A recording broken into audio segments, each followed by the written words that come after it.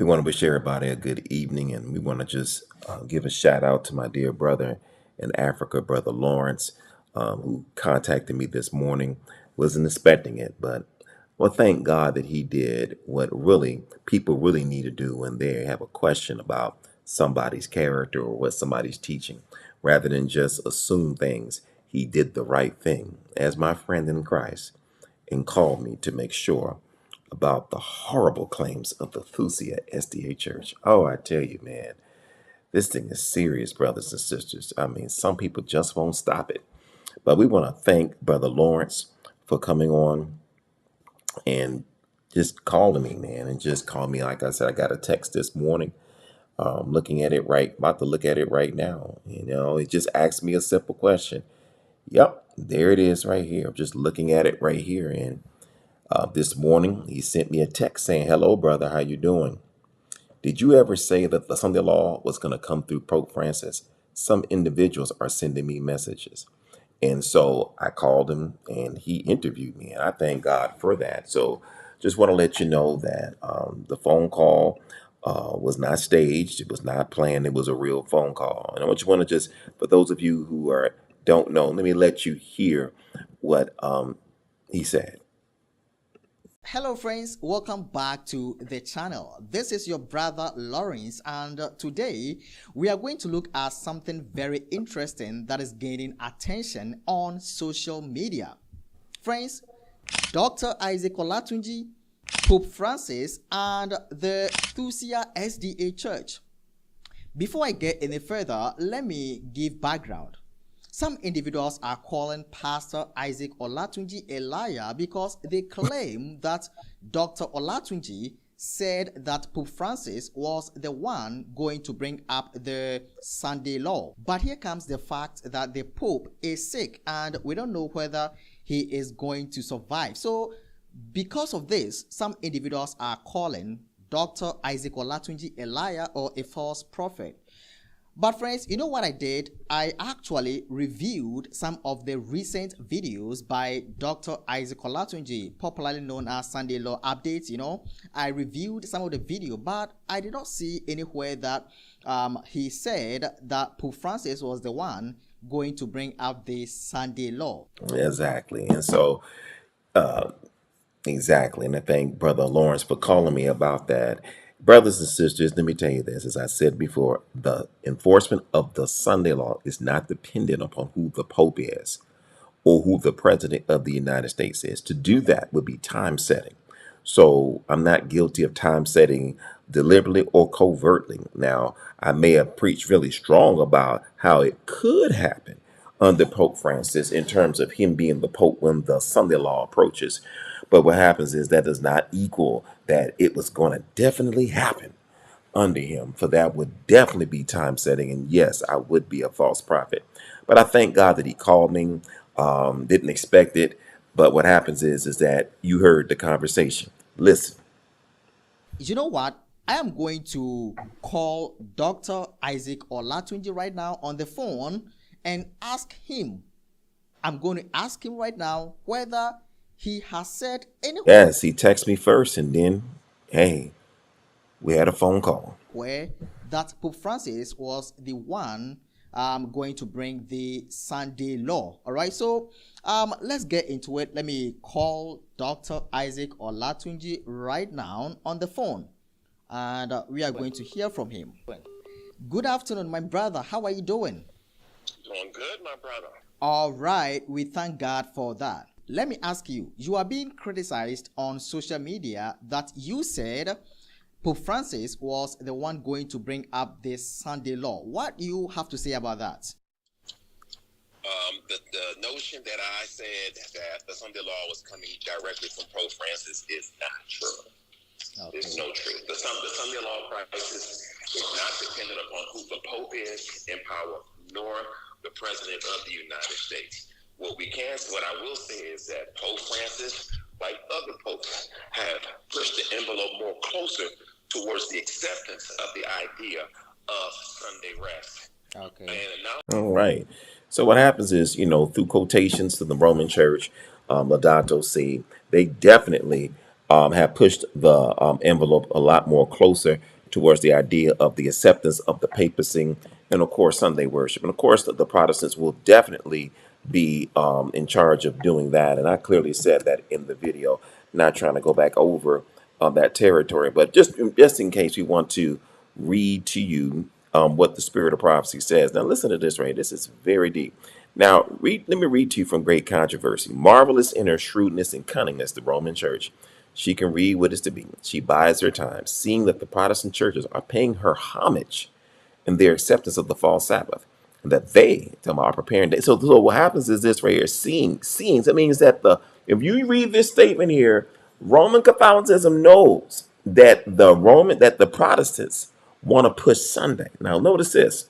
It says, quote, she buys her time, seeing that the Protestant churches are paying her homage in their acceptance of the false Sabbath, and that they are preparing to enforce it by the very means which she herself employed in bygone days. Those who reject the light of truth will yet seek the aid of this self-styled infallible power to exalt an institution that originated with her. How readily she, talking about Catholicism, will come to the help of Protestants in this work is not difficult to conjecture. So the implication is that they already know, brothers and sisters, and we came from that standpoint. But Thusia just does what they do best. They lie. Listen. Not only that, but the ecumenical movement. He has pushed the ecumenical movement further than any pope, and just did an article last night on it, where the papacy, or his papacy, has brought the Catholic Church in a much more closer position in open acceptance to the world.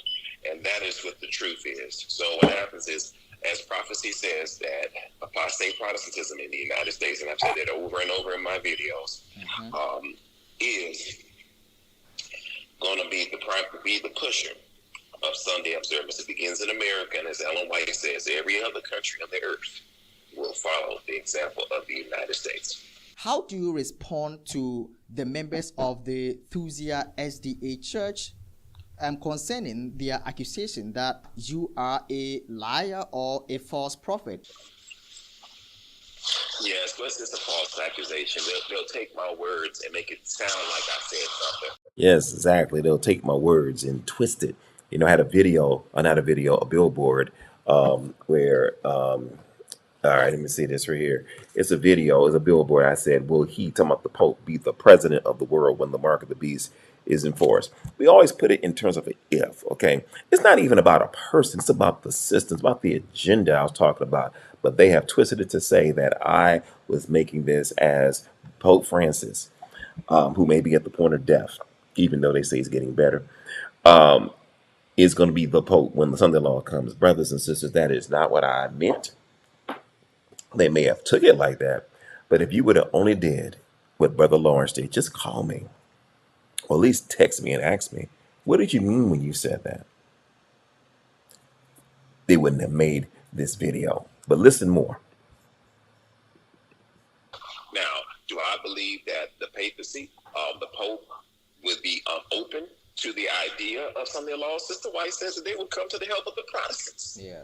And the exalting Sunday observance. That's great. That's directly in Great Controversy 579 and 580. So they're not ignorant of this, because in the year 1998, Pope John Paul II wrote an article about keeping the Lord's Day holy.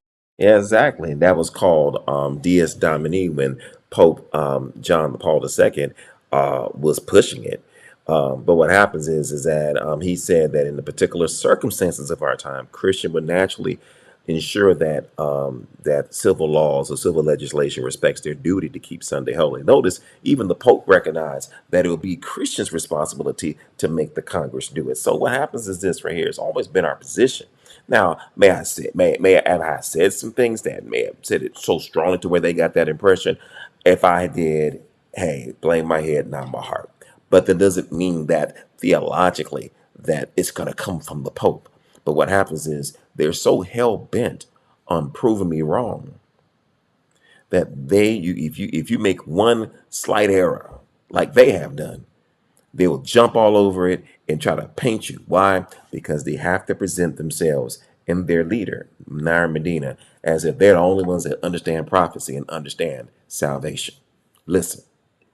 said that civil legislation should support it. In the Catholic Catechism, page 2188, section 2188 in the Catholic Catechism, it says, in respecting religious liberty and the common good at all, Christians on Sundays as well as church holy days should be legal holidays. Right. So they acknowledge a desire for a Sunday law. That does not mean that it's going to come from them. Very clear. It's going to come from apostate Protestantism in the United States. And anybody who's seen my videos would know that to be true. We're focusing on Project 2025 and the image of the beast, talking about Sunday laws in America. So the Thusia movement, very interesting movement.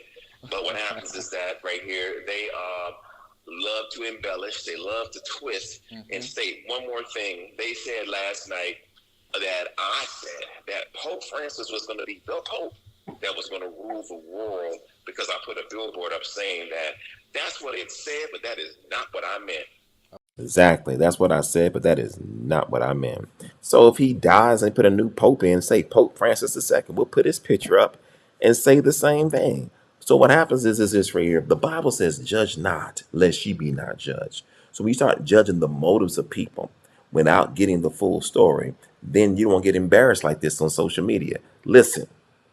What happens is the papacy is not just limited. It's not limited to a certain person. It's an agenda. It's a worldwide agenda. It's a worldwide agenda by our organization that has men in power, a man in power that wants to bring the world together. The whole agenda of the papacy, according to Great Controversy 565 and 566, is for world domination, to regain control of the world, to reestablish persecution, and to undo all that Protestantism has done. And it's very interesting to note that a Sunday law could have came back in her day, but God held it back. So it's not exactly. So that's why I say it's not dependent upon which pope is in place, because it could have happened back in her time.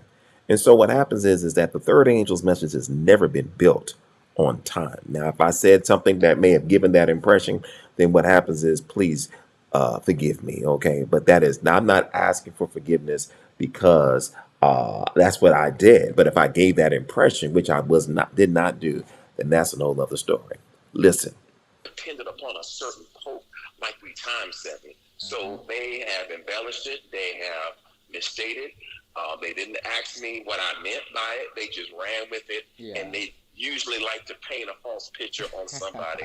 But what happens is this right here. They're a cult, they're an offshoot, and they're not of God. So what do you say concerning the illness of the Pope? Is there any prophetic thing about it? Well, popes come and popes go. Popes live and popes die. Pope John Paul II played a very vital role in bringing things closer to the deadly wound. He passed away. He was the one that did the article on the need to keep the Lord's Day holy. Pope Benedict came on the scene, called for a new world order, called for one to manage the global economy. Each pope is always talking about, at least the ones in my lifetime, are talking about bringing the world together, coming together for a common thing, which is nothing more than the healing of the deadly wound when they regain control and power. Pope Francis is the same thing. It's no different than any other pope. So I'm against time setting. So what happens is that I can never be guilty of time setting from that standpoint. It's not dependent upon which pope is in power, but it is very evident, it is very clear that Pope Francis's contribution towards the Catholic Church regaining world power has definitely been evidenced. Laudato Si, which is their blueprint. This thing on climate change. I know the Thusia movement always want to make a big deal about that. That doesn't have anything to do with it, but it's right there in the spirit prophecy that the spirit prophecy says that Sunday laws will be enforced, not only for moral reasons, but to prevent the convulsions of nature and the weather, which today men call climate change. And that's the reason why I say that's why that's what they call climate change. And definitely this climate change has reunited religions together to cause some changes to happen, and they're willing to throw away belief systems in order to come together as one. And Pope Francis has done a great job at that. So if he passes or resigns and a new pope comes in, as I said before, mission accomplished, bringing the papacy, bringing the world one step closer to accepting the papacy, brothers and sisters. This thing is real. This thing is real, brothers and sisters. This thing is real. And that's the reason why we're doing this video. I want to just let you hear the closing scenes of this phone call. The papacy is just capitalizing on it and talking about world unity, coming together. And yes, he talks about a day of worship. So that's not. There's no big deal about that. There's no dichotomy between what I'm seeing there, what the Pope is doing, or what's been pushing, and what God has told us. Great Controversy 581 talks about two agendas: the agenda of the Protestants, which is Sunday exaltation by law. But the second agenda, she says, in that same page, Great Controversy 581, is for Rome to reestablish her supremacy. There it is right there. Spirit of prophecy. Definitely go read Great Controversy 581. She tells you she tells you that the role of Catholicism is to regain control of the world, reestablish persecution, and to undo all that Protestantism has done. But the agenda of the Protestants is to exalt Sunday through law. So what happens is you see in chapter 35 of Great Controversy, there are two agendas, and those two agendas will meet when Sunday observance is strictly enforced. Listen. That Thusia denies. All right, thank you so much, Dr. Isaac Olatunji, for your time. So friends, that was Dr. Isaac Olatunji on the phone, and he said that he never said anywhere that Pope Francis was the one going to bring up the Sunday law. He never said anywhere, friends.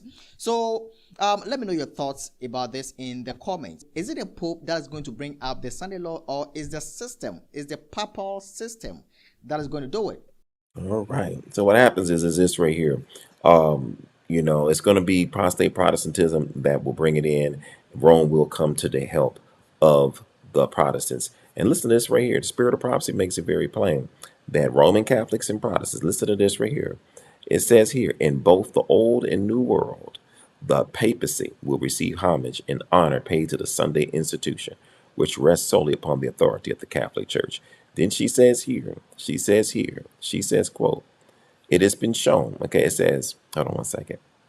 All right.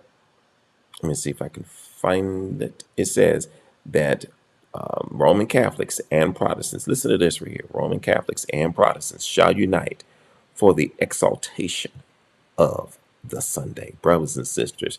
So we see that they both will do this.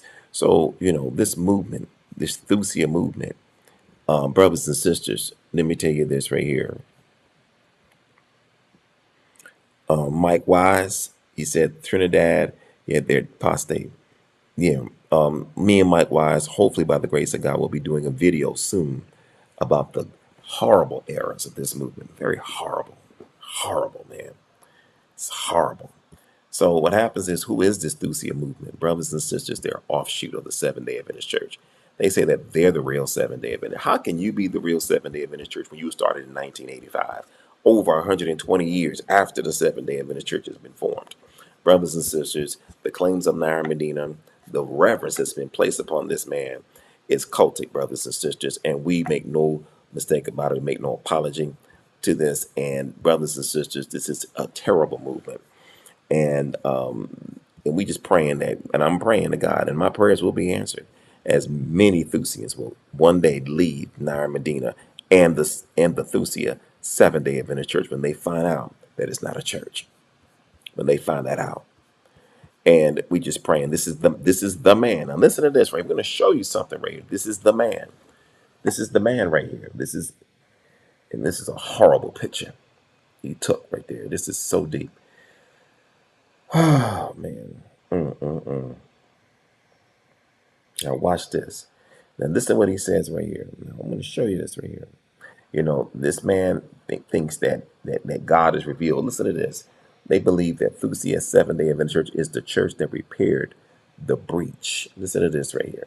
Listen to this right here. Listen to this. And restored the past to dwell in, as God has deposited the full gospel. That's a very serious thing. That's a very serious claim to say that God has deposited the full gospel to his manservant, Nair Medina. This man wants you to believe that God gave him the full gospel. That means you got to get it from him in order to know it. Look at this right here. It is an independent Seventh-day Adventist church, separate from General Conference controlled churches. But there's a problem with that statement. There's a problem with that. See, to the law and to the testimony, if they speak not according to this word, it is because there is no light in them. I want to take you to a statement from Last Day Events by the true prophet, Ellen G. White. And we need to, and Brother Wise, when you're ready, we can do this video. Listen to this right here. God, listen to this. God does not pass by his people. God has not passed his people by and chosen one solitary man.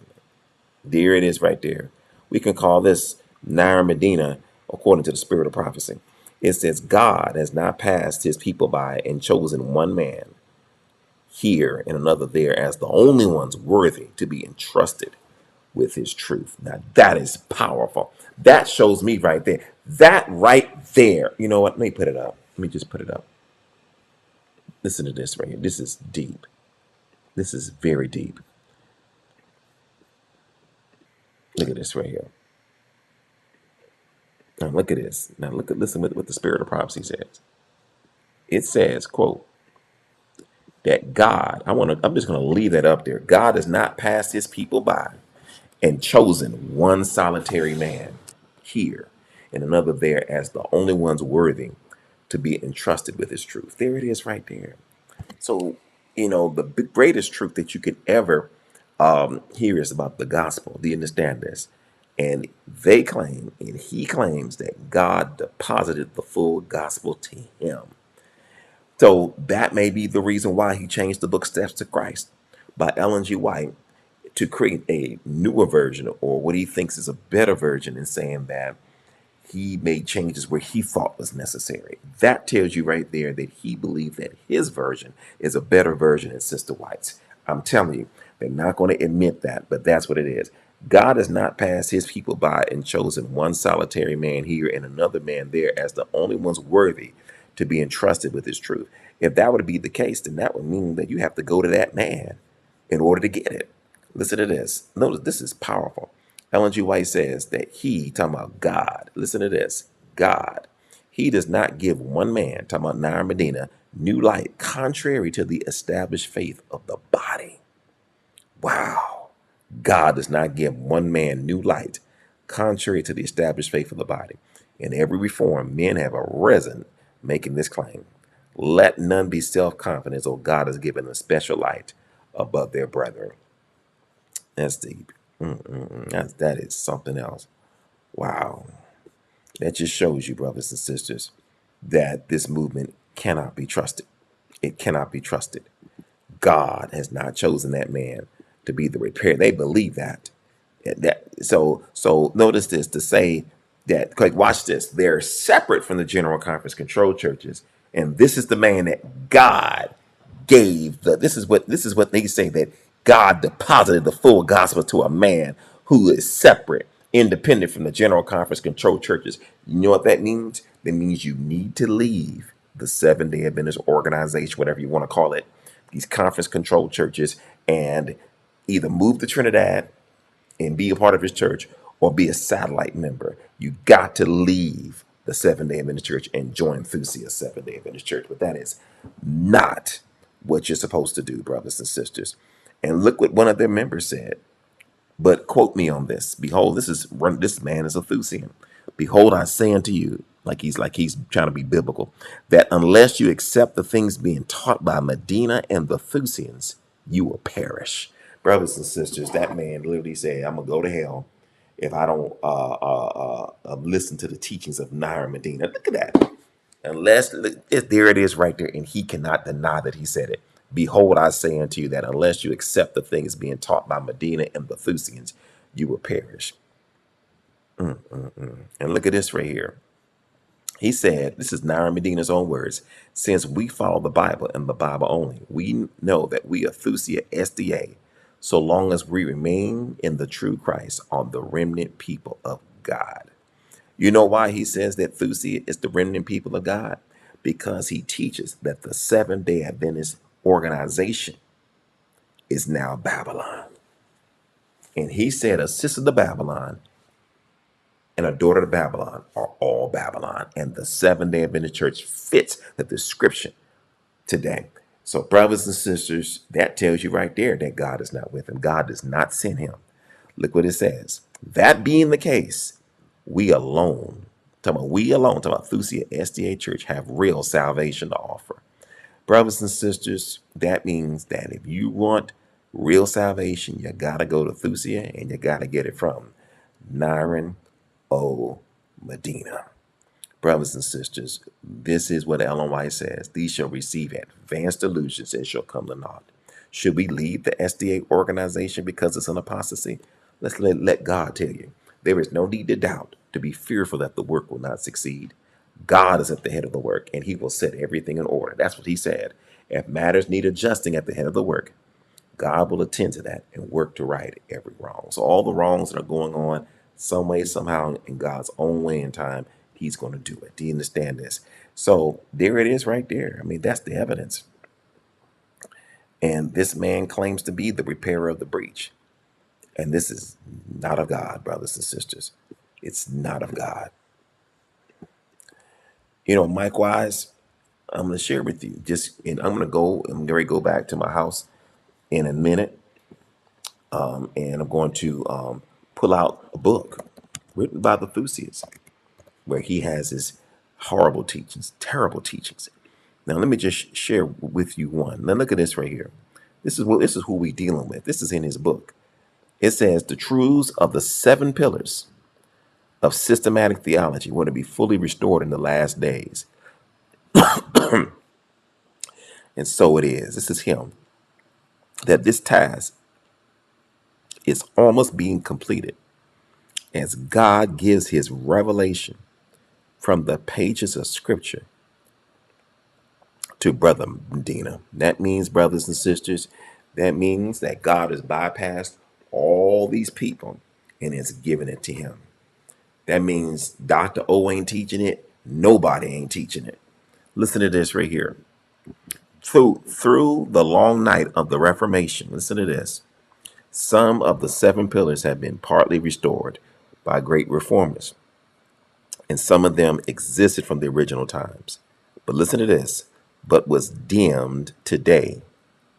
They are being clarified by Brother Medina. So if God has given him revealed the full gospel to him, then therefore he can clarify it for you. So anything that comes out of his mouth is God.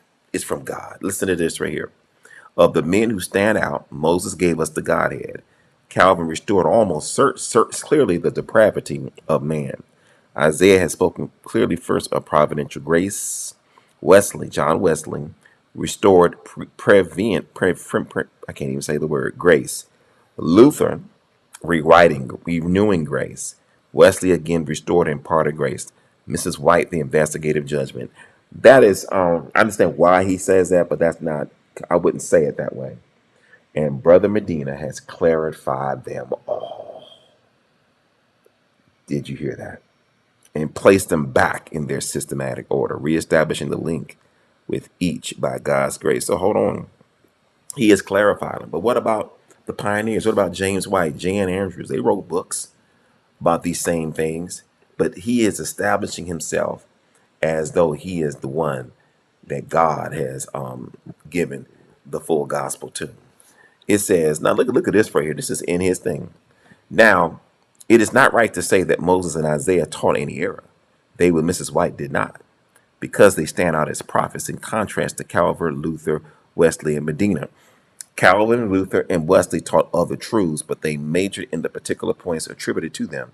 An investigation of their writings will prove this. Also, not all their writings were right there, even errors associated with their major particulars.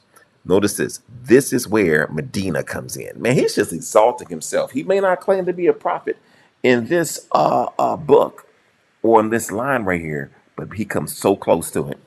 This is where Medina comes in. It was given to him by God to understand a key Bible doctrine taught by Paul. Brothers and sisters, I don't need to read you no more blasphemy. This is blasphemous, brothers and sisters. This is the group. This is the man that they're defending, just like Jim Jones. I tell you, that's right, sister. Remember Jim Jones. They also say that righteousness comes through Thusia. When you say that we alone have salvation to offer, I'm gonna let you see for yourself. So what happens is this is the reason why we this is why we expose the lies of the Thusia movement, because there's gonna be so many Thusians lost, man, in the lake of fire if they don't come out. Look at this right here. This man thinks this. Look at this. We alone have real. Look at this. So what he said. We alone have real salvation to offer. That is terrible. That's a terrible. That's a cultic statement. That means that we have the people. There are people who don't even know of Thusia, even more or less Medina, brothers and sisters. But this is what he said. We alone. This is what he said. We alone. This is what he said in this book. We alone have real salvation to offer. Wow. And can I just share this with you? One of the members said to be right is to follow the Thusia Seventh-day Adventist Church. Let me show you. This is a picture of Ellen G. White right here with her looking up in the sky. Now, Brother Mike Wise, now look at this right here, brother. This is Sister White looking up with a pen in her hand. But this is Nair Medina looking up with a pen in his hand. I'm telling you, man. Look at that. Got a pen in his hand. This is the man that says we alone have real salvation to offer. Brothers and sisters, you see how terrible this is. You see how horrible this is. This is horrible. You see, it's horrible, brothers and sisters. I tell you, look at that. Look at this, Brother Wise, Mike Wise. Look at this right here, brother. Look at this. He got the picture in his hand. He looking up in the sky like he getting revelation from God and stuff. And look at Ellen White. Look at that. He doing the same thing Ellen G. White doing. He wants to be a prophet so bad. But I believe they believe he's a prophet.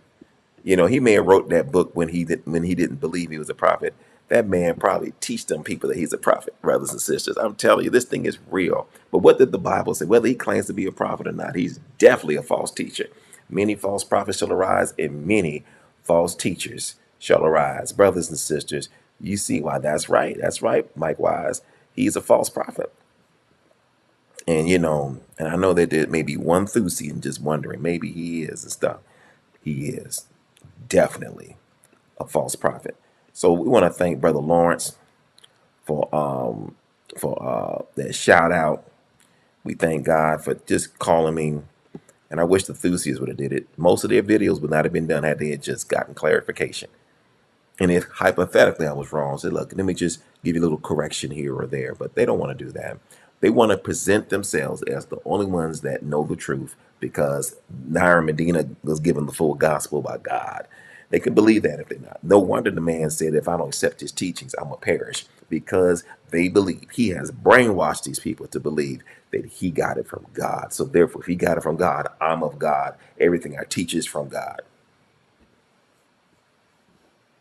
What is he doing? He's up to no good, lying to people, done separated from God's remnant church. In 1985, yes, he may have gotten disfellowship, but possibly he probably deserved to get disfellowship because of these attitudes and stuff like that. And they paint it like he's the like a martyr and stuff like that. Now, granted, the wrong that goes on in the church doesn't make it better, but what happens is this right here. He fails to see the truth that there will be tares among the wheat. He said, we alone. So what happens is they have to separate themselves as one. Somebody said, am I going to be on in the morning? By the grace of God. Yes, indeed. So, brothers and sisters, we want to just share this truth to you about this movement. And this is very bad. This is very bad. Whew, thank God for the truth. And as the spirit of prophecy says, as God told her, I have not sent him. God has not sent him. They ran before they were sent. We love you very much. We're going to come back. Mike Wise and I, by the grace of God, are going to do a very special video about this movement. And then I got a surprise interview. I'm not even going to tell you who it's going to be. So get ready, get ready, get ready. Until next time, may God truly and richly bless you.